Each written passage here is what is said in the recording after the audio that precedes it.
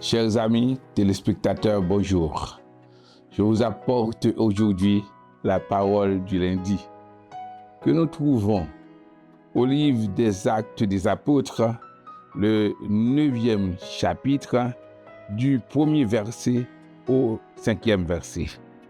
Il est écrit: Cependant, Saul, respirant encore la menace et le meurtre contre les disciples du Seigneur, se rendit chez le souverain sacrificateur et lui demanda des lettres pour les synagogues de Damas, afin que s'il trouvait des partisans de la nouvelle doctrine, hommes ou femmes, il les amena liés à Jérusalem.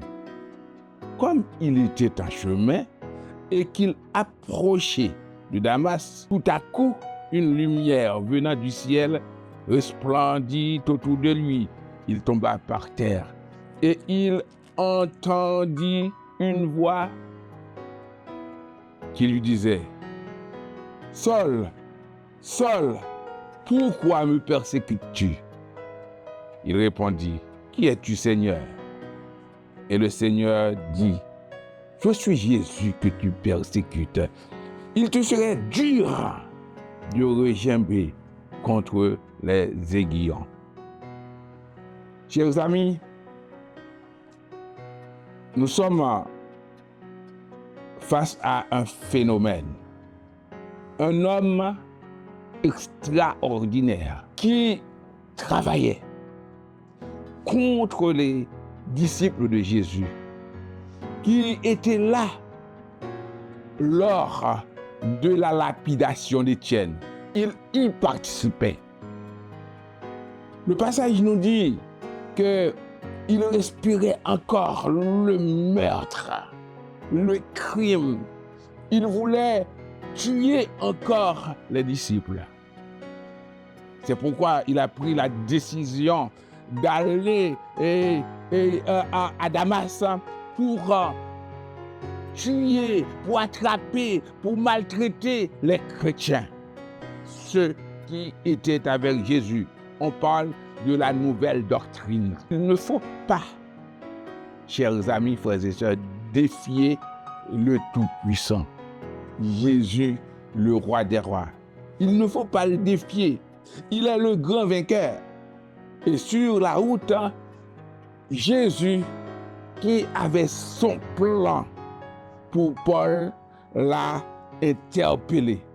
Il l'a appelé pour lui dire: Saul, Saul, pourquoi me persécutes-tu?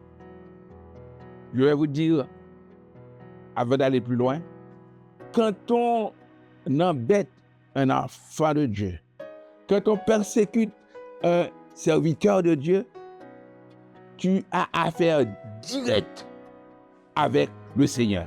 C'est lui que tu persécutes, c'est lui que tu embêtes.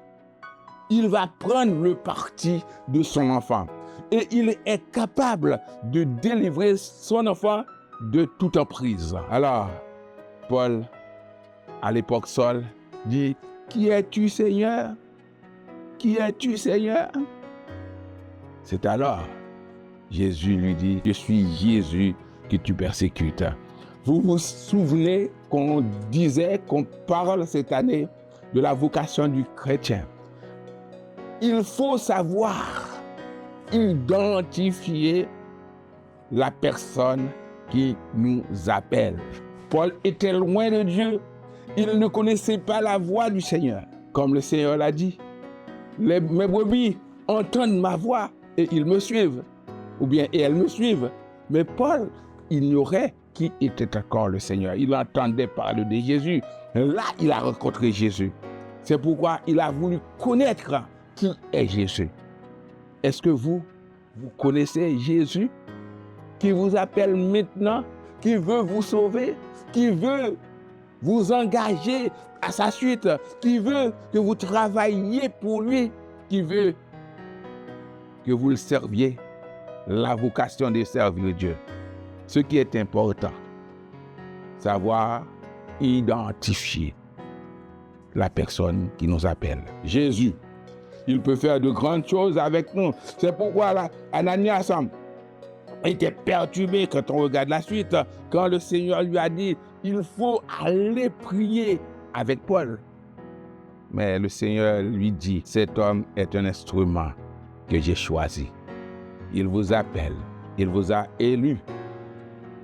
Et maintenant, c'est à vous d'identifier sa voie, de ne pas suivre n'importe qui, de ne pas suivre un pasteur, de ne pas suivre un homme, de ne pas suivre un docteur, de ne pas suivre un homme de grande réputation. Il faut suivre Jésus, qui est le chemin, la vérité et la vie. Que Dieu vous bénisse. Amen.